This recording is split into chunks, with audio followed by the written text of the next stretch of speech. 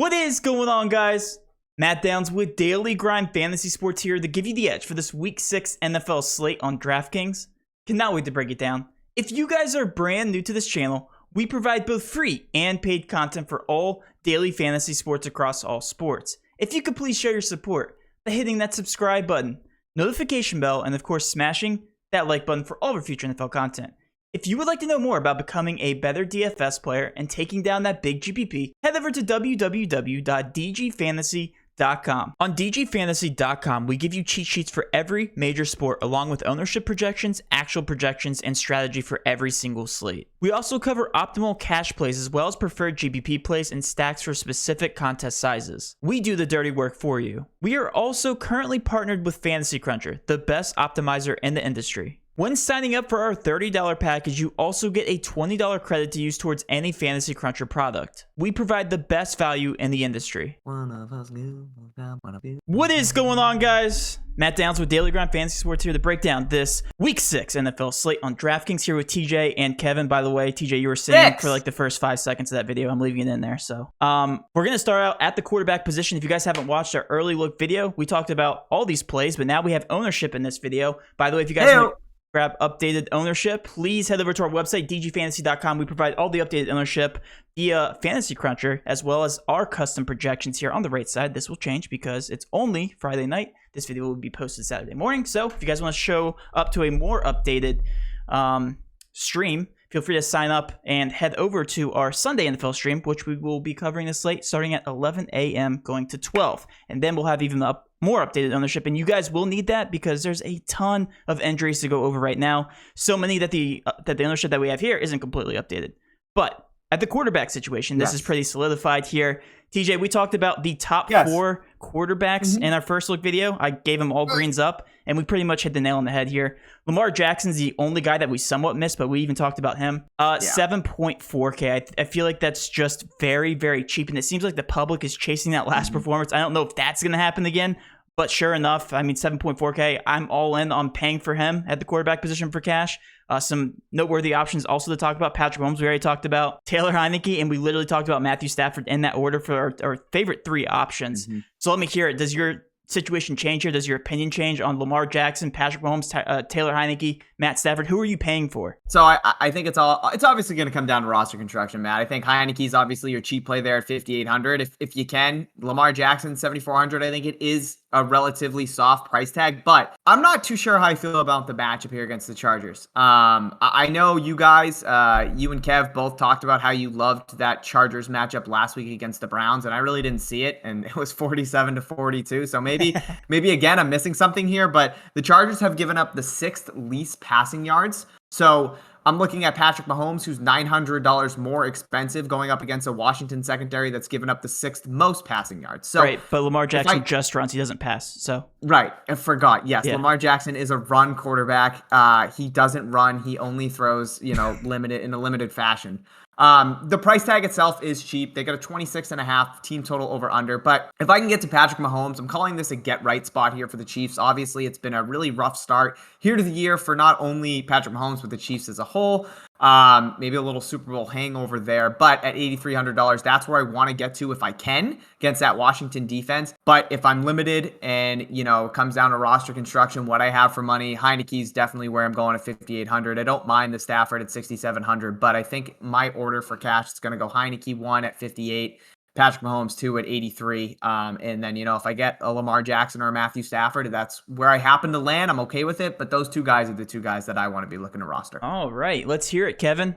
This is your first take at this slate. So I want to hear, just based on your raw, unedited opinion here, who's your favorite cash option that we already talked about? I'm going to be honest. I don't like any. I usually am so nope. We said that. So what? I'm sorry. We said that similar type of thing here. We kind of we priced up Patrick Mahomes, Heineke, and Stafford, and we just really didn't know who to pick between those 3. But go ahead. Usually I go ham on cash quarterbacks, and I absolutely love that we always talk about that mid 6K range value.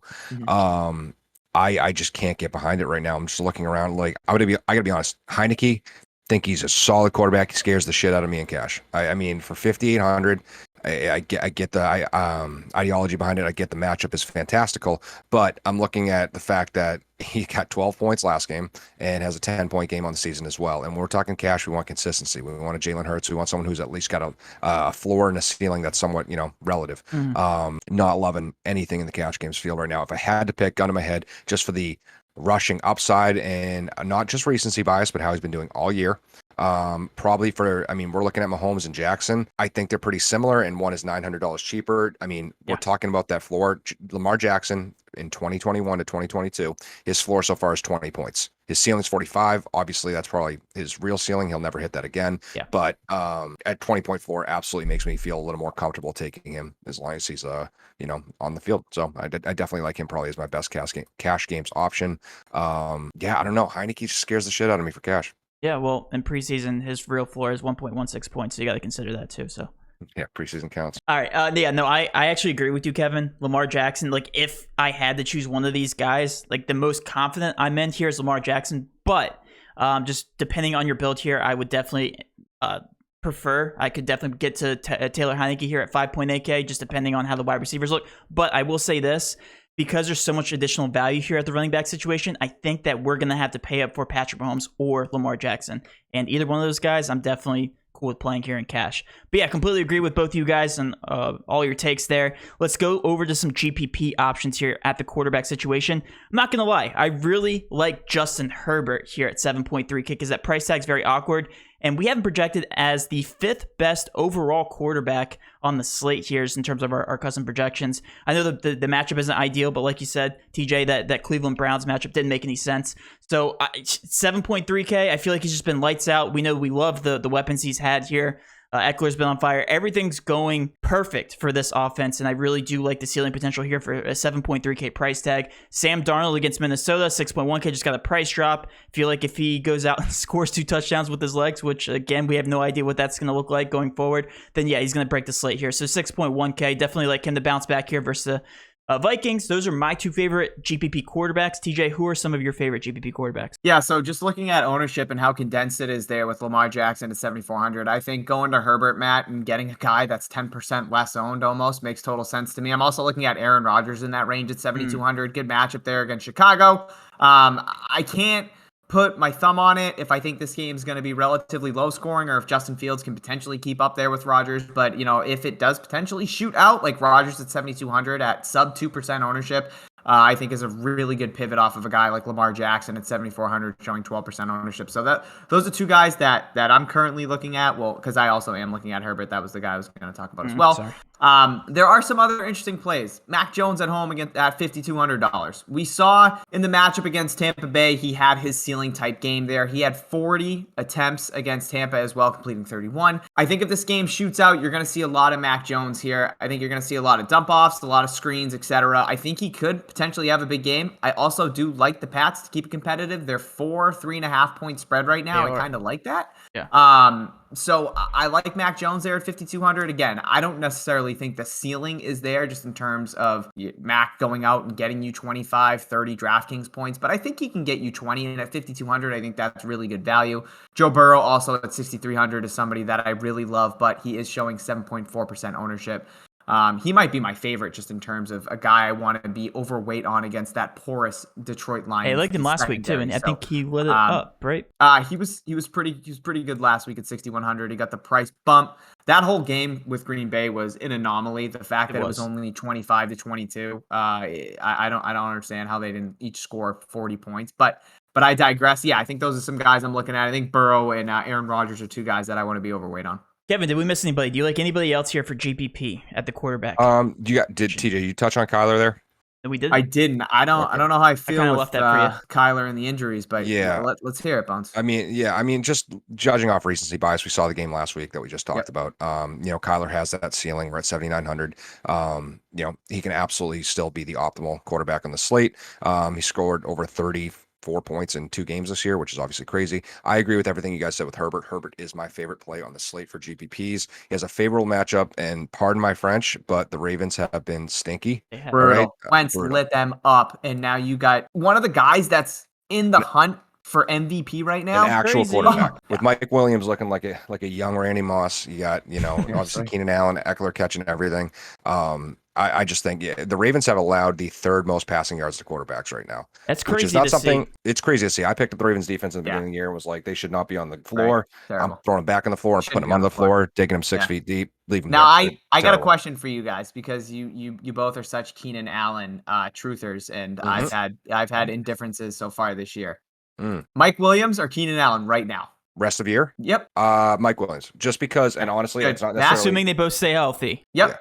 Yeah. Okay. Mike Williams. Okay. Wow. I still think Keenan Allen might be I'm going to say, well, no, I mean, listen, I'm a Mike Williams owner. I drafted him in my league, which nobody wanted to touch him. I'm down. I had him 2 years ago. So I'm going to leave now. But here's the thing. And I think Keenan Allen is obviously just as talented, if not more talented, probably more talented, but he doesn't offer the red zone threat that Mike Williams does. Mike Williams is, and Mike Williams is doing what Keenan is. Look at the target share. Look at the receptions that Mike Williams is getting. He's actually a monster in PPR right now. I never I don't think anybody thought of him as that. I wish we could go back to like week 2 or week 3 when you guys were like Keenan Allen. I literally did an entire TikTok on him. Shut up. I was going to say. You don't even have TikTok. All right, let's go to running backs. Listen.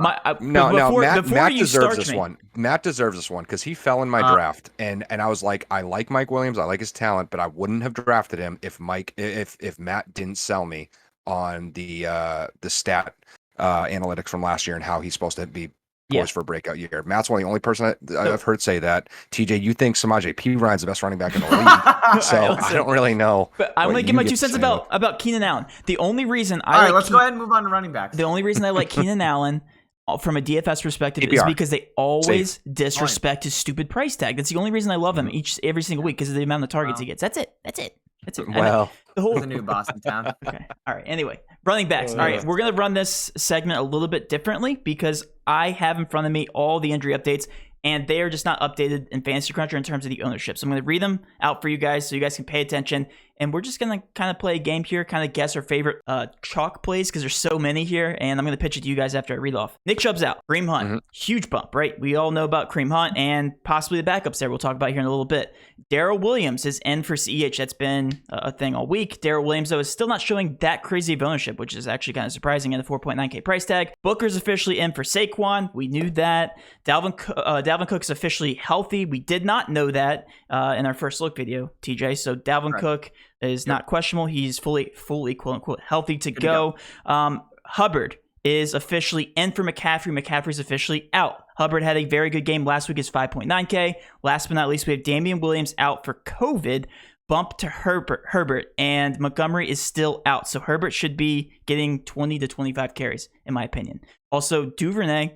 Sorry, we're not. That's not a running back. Nope, he was next on our list. Could be a running back. I don't know. So with all that being said, TJ, I'll pitch it to you again because we've already looked at this late. I'm going to keep doing that because we've already. That's fine. Who's your favorite chalk plays? Like if you had to build a cash line based on what you just heard, who are you starting with? Because there's so many options. Kareem Hunt and Khalil Herbert. Okay, reasons. Beautiful answer. Beautiful answer. Can you explain? Because the viewers want to know. Nick Chubb is out. Kareem Hunt has been basically getting half the snaps there with Nick Chubb. He's been the pass catching back. Also, Nick Chubb to Kareem Hunt in terms of targets so far this year, guys. Nick Chubb had 5. Kareem Hunt had 21. Okay. So Nick Chubb is basically invisible when it comes to the pass catching game, and now he's out. So I think Kareem Hunt probably gets north of, I would probably say 80 to 85 snaps.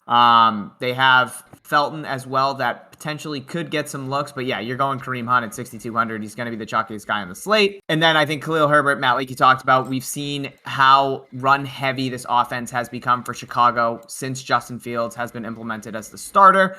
Herbert himself got 18 carries last week, and that was with Damian Williams. So now here without Damian Williams, I understand the matchup against Chicago. Against Green Bay, they are at home. So if they can potentially keep this game relatively close or maybe get a lead, Herbert, I think, is going to see a heavy volume. So those are the two guys that I really like. I would be going with Kareem Hunt at 6,200 and Khalil Herbert, 4,600. I think those would be my cash plays. Just a mini curveball here. If you're going to a third spot, TJ, who are you prioritizing for your third spot? Because that might be an option because it just looks like these guys are such obvious plays on paper. All of them are, honestly. Now, are you asking me to give my third play in terms of the list you provided me and the guys that are benefiting from injuries? Overall. Darrell Henderson. Okay, gotcha. Yep. All right, interesting. That's where I want to go. 6K against the Giants, should play with a lead. He's been fantastic so far to start the year. I think that price tag is way too soft. I think that price tag is going to continue to go up as long as he stays healthy. He's been dealing with that rib injury, but it looks like he's going to continue to play through it.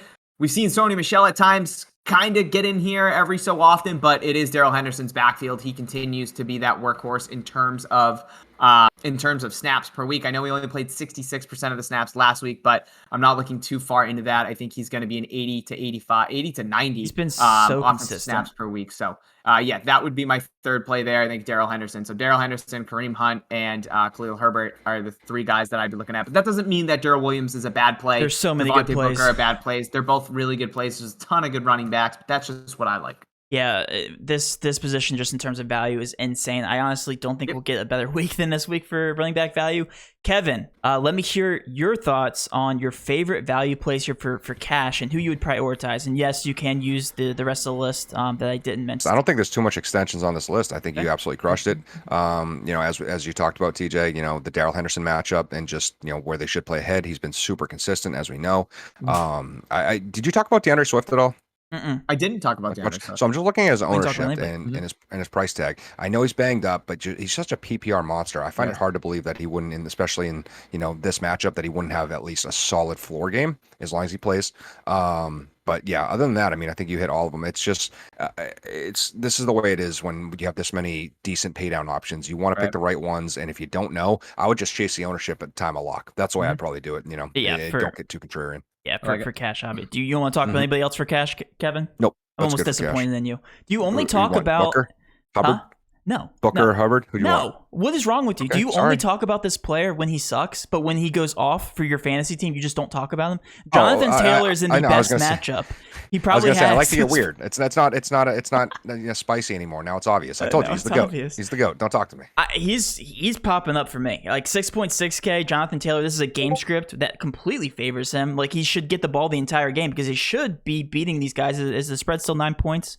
I'm looking for 10 points now. Yeah, 10, yeah. Come on. That's just an obvious game script. I feel like that's almost too obvious for him.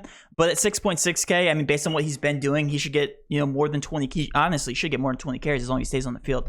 So I like that 27 over under. I'm gonna add him to my cash list. But yeah, I agree with you, TJ. The guys that you're prioritizing, Hunt, assuming he actually does play, because technically he's questionable, and also Herbert because he's just so darn cheap. 4.6K, you can't get that volume at that price tag besides Booker. I believe Booker's down there, and also we already talked about Darrell Williams, but not even him. Not even he's guaranteed those touches. It's just for a PPR, he's very good, has a lot of upside. But for GPP options on this slate, we can kind of transition here. Who do you like, TJ, for the running backs for GPPs? Guys that are flying completely under the radar here. Yeah, I'm trying to look at ownership right now. It looks like there's actually a lot of guys up top that are carrying ownership. Like Zeke's in a good matchup against the Pats. I think, him and Tony Pollard could both easily run wild against that Pats front seven. Eckler's carrying some ownership there. We know how awesome he's been so far at 7,900. Like if you have the money to go get him, I love him. Dalvin Cook, fully healthy, 7,700, showing 10% ownership. So in terms of tournament plays, I know. In terms of tournament plays, let me try and find somebody. Dalvin Cook at 7,700 doesn't even make any sense. Yeah, the ownership in terms of everybody up top, like he'd be a guy that I'd be keying in on. Given that he is fully healthy. All of the ownership feels really condensed to me. I'm not really seeing anybody that hasn't been updated. Sticks out like a sore thumb. I was going to say a sore thumb.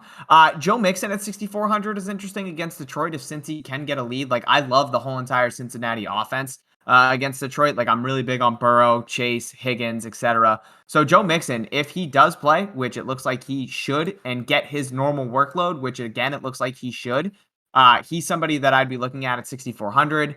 But I think I'm going to be looking at those guys like Dalvin Cook, maybe being overweight on a guy like Aaron Jones at 7,300, Eckler as well at 7,900. I think differentiating yourself and nailing those cheap plays, because there are so many, is what really is going to separate you in some big GPPs. Yep. And not only that, paying up in general, once the ownership actually updates, you're going to see Kareem Hunt 20+%. You're going to see Herbert 18, Darrell Williams 18, whatever. You can go down the list and kind of guess, but all of these pay up options are going to be contrarian plays by the end of the day. But yeah, I'm just going to brush past this real quick. Dalvin Cook's my favorite. Kevin, who's your favorite GBP option for pay Dalvin up? Cook. I might just throw him in cash too.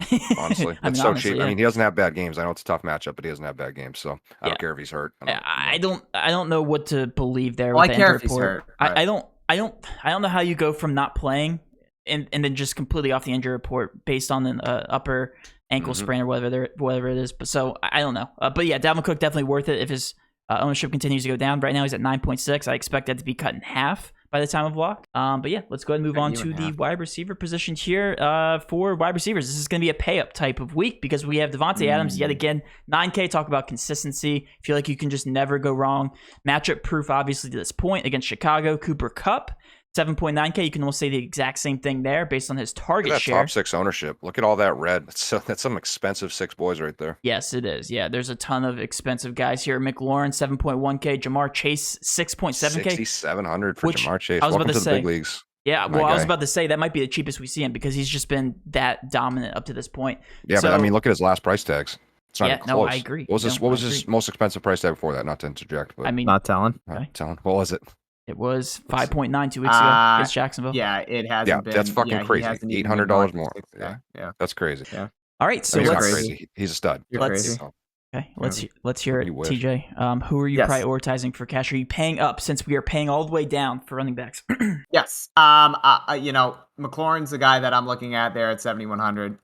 The price tag is a little iffy, but that matchup here against the Chiefs it's fantastic. They've given up the third most receiving yards to opposing wide receivers. They're just brutal. We've seen how terrible the Chiefs secondary has been all year. Almost. They can't stop anybody. So that's why I'm liking like a Heineke, Terry McLaurin type stack. You know what I'm saying, for cash. So that's where I'm looking. Paying up. Yeah, if I can get to Davante Adams, that's where I want to go at 9K. It's evident that him and Rodgers both are clicking on, on every cylinder. Is that what I'm looking for? Yes, you are. Every cylinder? Firing on every cylinder. Yeah, I mean, I thought you could, Kev. Well, Kev, why you always do that to me? Yeah. You can't do that. Just the targets that he's seen just over the last 3 weeks is just absolutely asinine. What's that? 45 targets in 3 games. Insane. And that's not going to change anytime soon. So if I can get to Davante at 9K, that's what I want to do. Cooper Kupp, great spot against the Giants as well. The only thing I'd be worried about there is if the Rams do pull out ahead pretty quickly against the Giants, and then we see a lot of Darrell Henderson, so that's why I like Henderson a little bit more than these Rams wide receivers. But I don't hate Kupp. So Davante Adams and Terry McLaurin are the 2 guys that I would be looking to have in terms of cash. So it is a spend up at wide receiver this week. It is. I feel like Davante Adams' ownership is only going to go up, as weird as that sounds, just because of the builds. Agreed. I think he's going to be close to 20 to 25% by the time of lock here. Davante Adams is my cash lock. Kevin, do you agree with everything TJ just said? Yep. Nothing. I mean, there's not much else to say. You can about throw Davante DJ. Adams Right, you can throw DJ Moore up there. 7.3K did have a floor game last game. He did. I think regression was down to come. I don't think DJ Moore's. I think he's good. I think he's very talented. I think he was living in the cloud. Sure. But more, I believe the talent more of it. I mean, honestly, I know it's super low in ownership as it is every single week. But I want to start talking about in cash games real quick, just because Justin Jefferson's consistency. He is. We bring him up every single week in GPPs. He has a high floor, high ceiling, and he's just absolutely lights out. It's crazy. He's still so underowned. I get he's 8K, but he's always been around this. He's always 7,700 or something like that. And I mean, just his last 4 games, 19, 30, 20, 23. Like crazy. He's just so consistent. So I don't hate him. And then Davante Adams is obviously, I like pissing people off. I like taking super, super aggressive statements. I'm going to say Davante Adams is the most matchup-proof, uncoverable wide receiver in the past decade. There you go. Past decade. I'd have to see a list before saying that, but yeah. I know there's a lot to unpack. Past decade. All right. I thought you were gonna say over the last year or two. Nope. I'll say decade. I would agree with you. Decade. Okay. The people he goes up against that he makes look like children. Like Mike Evans, my favorite receiver in the league. You know that. Marshall Lattimore turns them into a bitch every time they play. Like that shit happens. Like I still think DeAndre D-Hop's Hopkins is the best. I was going to say D-Hop. If you want to say D-Hop, that's a fair argument. Anybody else, I don't think you can stand behind. I don't think you can stand behind a Julio. I don't think you can stand behind an And AB. again, I can't make that argument based on his fantasy stats because he's been injured and obviously they have so many weapons. Yeah, D-Hop's amazing. I think D-Hop's fair in that argument, 100%. All right. Kev, I'm gonna throw one name out there, and I want you to Okay. let me know if you agree. Julian Edelman? Megatron, Calvin Johnson. Yeah, I mean, you can't. You said He's last been out of the league decade. too long. So, He's been out of the league too long. no, you said last decade. A decade's 10 Yeah, years. but Calvin he was retired born on in a leap 15 year, or 16. so he was born on a leap. I want your honest opinion. No, More no. unguardable. Devontae Adams or Megatron. Okay. All right, that's the only. That's if it makes Shut you up. I think it's the only guy I could think of. Randy Moss. I don't know when Moss retired. Yeah. Well, but when he played, no. Yeah, right. Megatron, yes.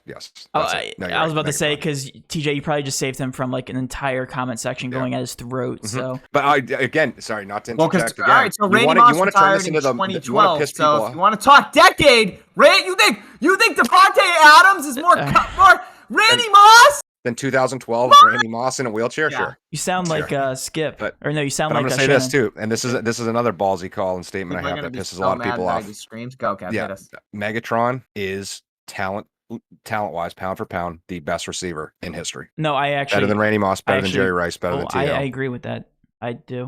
No one was doing who's doing. I say this with all respect in the world. Fuck you. You're a Randy Moss guy. Big Randy Moss guy. Matt, cut that, edit it. Fuck him. That's fine. Are you a Moss? Is it Moss? Is that yours? Of course it's Randy Moss. Yeah, I mean that's fair too. Mine's Justin Black, but if you say Jerry Rice, I'll leave the stream. All right, we're going off the rails. Matt said Justin Black. Terrell Pryor, best quarterback ever for fantasy football of the last. Listen, I'm trying to get the Tyreek Hill injury report out of here. Okay, McCole Hardman, if he does start at the number one wide receiver as a number one receiver, Hardman. Yeah, he's 4 point something K. I'm not even gonna look at his price tag, but he will also be chalk E. I think he's 4.9. Okay, 4.9. Josh Gordon. I'm kind of kidding, but kind of. I was gonna say any interest in Josh Gordon or Robinson. What did I say? Mecole Hardman. Sorry, Mecole Hardman's 4,200. Excuse 42. me. Okay, 42. Demarcus Robinson 33. That's gonna be the cheapest and most obvious stat Kansas City if he is ruled out. Tyreek Hill is, and then obviously coming back with somebody like Kelsey. But other than that, there's really nothing really to monitor. Sammy Watkins ruled out if you believe in Duvernay, I guess, if you want to go there. Other than that, not really too much to stand out. It's gonna be a pay up type of week for wide receiver. GPP wise, Kevin, do you have anybody else? Real quick, how much game did Tyreek miss last week? Just curious. I honestly, in terms of snaps, in terms of when he was, I can tell you that in 1 second because I'm just looking at. I turned it off after I realized I was getting railed in GPPs. So Hardman's targets. Tyreek Hill was in on 85% of offensive snaps. He played pretty much the entire game. Okay. Mecole Hardman was 69. That's interesting. Nice. Because I'm looking at. Nice. I'm looking at 9 catches in a game where Tyreek Hill didn't really miss that much. That's interesting. Well, was banged up. Maybe more of a decoy out there, but yeah. Sure. But 4,200, that's all. Yeah. Seems like free space. I agree. Any more GPP options that you want to talk about, Kevin? I know you talked about Justin Jefferson. Yeah, throw him in everywhere. Mike Williams obviously is like the most I get he's super pay up, and that's why no one can get it out of their head that Mike Williams is, a different person this year. But look at his numbers. He's the number 2 wide receiver in football right now. Like him. That's it.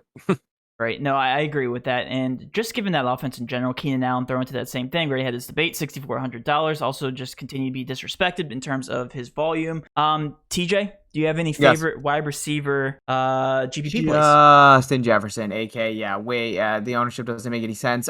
D-Hop at 3.3, I don't trust it. Just with the injuries that he has going on, I don't think I would go there. I'd much rather go up $200 and get Justin Jefferson, even though his ownership is double that of D-Hop, but I just don't like the injury. T. Higgins, guy I'm looking at, just those Cincinnati receivers. I think all of them can have a field day. Well, you didn't, Matt. You pitched it over to me. So which one is it?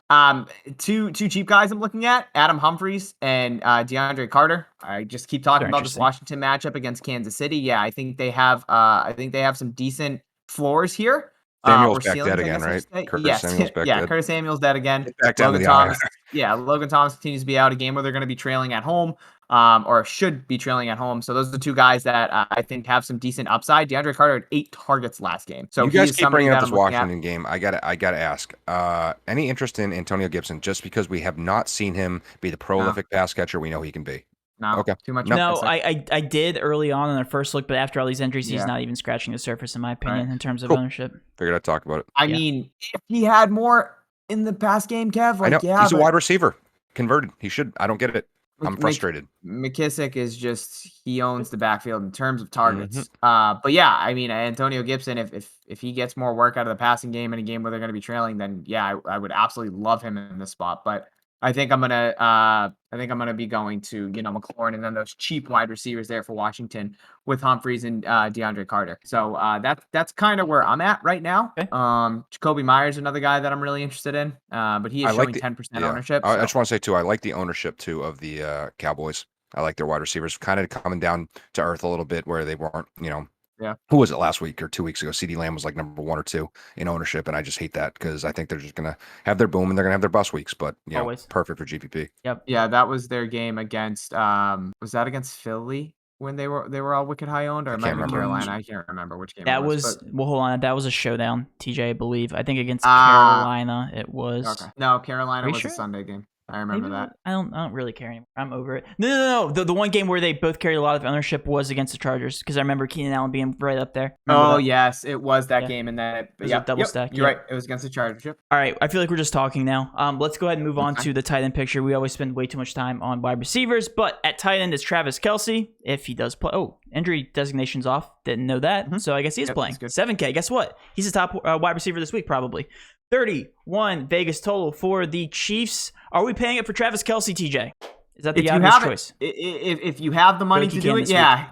If you don't, here we go. Go to my man Ricky Seals-Jones. There it is. 3K, still being disrespected. Trigger. 8 targets last week against the Saints. A better matchup here against Kansas City. He's going to continue to see targets. Kev talked about Curtis Samuel is dead again. Logan Thomas on IR. So until Logan Thomas is back, Ricky Seals-Jones over the middle, going to continue to see targets. He's going to continue to get receptions. And at 3K, he doesn't need to go out and get you 8 and 80 and a touchdown. He can get you 5 for 50 and he can get you value. So that's where I'm looking. I'm either spending up for Kelce, but right now my build, it has my man Ricky Seals-Jones. I don't hate it. I feel like it's Kelce or Ricky Seals-Jones, and that's it. I'm not looking anywhere else because I'm not paying down for but Matt Andrews. Wow. Mark Andrews had 45 DraftKings points. Yeah, I don't care what you guys say. I don't care. You guys want to say it's an overreaction. Mark Andrews is live. Don't have me. Don't have me. You want to say it? No. I'll get there. I'll be that guy. Dude, I watched that whole game. He looked like a goddamn Greek We have god. to take into consideration also, if this game is competitive and there are a lot of points scored, Sammy Watkins is out. So Mark Andrews, Marquise Brown definitely get a little bump in my eye. So if that mid-tier that This range should be a throw. Flourish This is should when be a Sammy game where Watkins they have went to out. throw the entire game. Sammy Watkins went out last game, by the way. So yeah, it was because of that. Mark Andrews did. That's what I'm saying. Is this not a game where they should throw? I mean, they're also behind. No one thought they were going to be behind that bad to the Colts and had to pass. Right. And I think this has a similar game script. I'm just going to transition off that real quick. I'm gonna take that and run with it. Yeah, I agree with what TJ said. In any other week, I'd probably try to get Ricky Seals-Jones and Mark Andrews in just because I like their pricing and I think they both clear the price point pretty easy. I can't, as much as I agree, TJ, with Ricky Seals-Jones. You sold me on him after last week, especially. Don't do it. Dude, Travis Kelce, 7K. He's 7K. There's no way I'm not instantly locking him in and 1,000%. figuring out how to get everyone else around it. That's insane. That look at his price tag. Why? Because he had one off game and one game where he didn't clear 20, only got 18. His last game a bad game for him. Oh, because Mahomes sucks now. He's so bad. The Chiefs are so bad now. Fuck you. Are you kidding me? Like, I agree. No, that's I ridiculous. agree with everything It's you're 7K saying right for now. Travis Kelce. Get out of here. Yeah, trash. I still You're think trash to me. Travis All Kelce you're is one of trash the to me. most. He needs to be 9K. I still think that. Dude, he for needs to real. be 9K every single week. I don't care what you say. Like because even at 7K. 9K, he had to hit 18 points. He got 17.7. That's still not a bad game. Like it just doesn't Great. make No, any that's sense. terrible, dude. He's awful. Get him out of there. But yeah, I agree. Travis Kelce is an automatic lock for me. He's only showing 15.4%. If that doesn't go up, I'm going to play 150 lineups and have 130 of them with Travis Kelce. So It's a get right spot for the Chiefs. Yes, it is. Yep. I'm moving on because we're not spending any more time on tight end. Colts. I think we nailed that, TJ, because we didn't have any obvious choices, but I think the Colts stood out the most to me. They're the most obvious overall defense because the Texans are projected to score 17 total points, and you can actually somewhat pay up here, I guess, at 3.5K because of all the... Okay, what are you doing? 11.4% owned. Do you... I was about to ask if you agree, but you obviously agree. My what's it called? It's popping off. Let's go. Okay. Okay. Do we have any pay down options you're looking at, TJ? Yeah. Well, the Lions are interesting. I hate the matchup, obviously, against Cincinnati, but that offensive line is horrible. So we definitely could see Joe Burrow under some duress there. If he has time in the pocket, he will absolutely obliterate this Lions secondary. But if they can somehow cause pressure and he's under duress, he could get sacked 3-4 times, maybe get forced into a pick. So if the Lions can get you 5-6 points and still put up, let up 30 points, I think it's a good day. So I don't hate the Lions at 21 as a punt play. But yeah, if I can get the Colts, yeah. Are you agreeing with this, Kevin? Yeah. Also, I mean, one other defense. Okay. Kev, shut up real quick. The Browns. Kyler Murray, how banged up is he? $2,600 bucks. All right. I take a flyer on them. No, I don't believe in that. Are we on defense or tight end? I'm losing my. We're on defense. We're on defense. We're talking about the Colts being the most obvious option. I don't want to hear about that. Okay. I want to talk Wait, about what? Hunter. I want to talk about. I don't know. I want to talk about the Hunter Henrys of the world and the. Do you want to spend more time on tight? We can. Like. No, I'm done with this. Nah, I'm done with that. And Dalton Schultz, who I don't want to talk about at all. Go defense. Whatever you want. Any defense, pick one. I agree. You close your eyes and you pick a paper out of the hat. All right, we're done. We're done talking about the slate because we spent almost 40 minutes. This is our longest video ever. So if you guys did enjoy this content, please show up to our live stream. Please hit that subscribe button, notification bell, of course, smash that like button for all our future NFL content. With all that being said, have a great rest of your weekend, and let's cash. Love you guys. Good luck or whatever.